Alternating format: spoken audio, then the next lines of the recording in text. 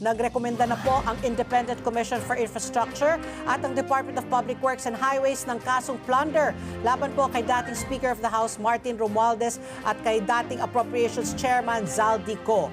Mag-uulat po si TJ Mendoza live po sa Office of the Ombudsman. Magandang umaga, TJ.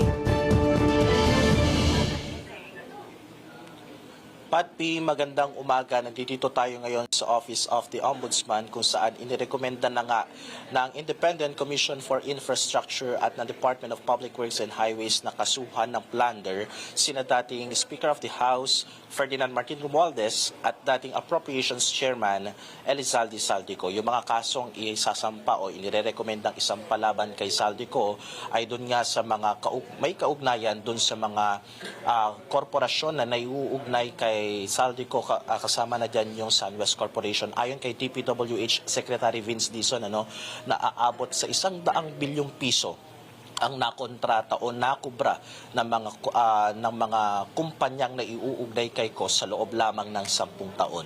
At yung mga kaso naman na iniuugnay o isasampa at irerekomenda kay dating Speaker of the House Martin Romualdez ay doon naman nanggaling sa mga testimonya ni Orly Gotesa at ng iba pang testimonyang lumabas at lumutang doon niya sa Senate Blue Ribbon Committee no mga nagdaang mga pagdinig. Matatandaan kaninang umaga ay nagpost pa si Pangulong Bongbong Marcos na sinasabi na makakasuhan na nga si Romualdez at Co.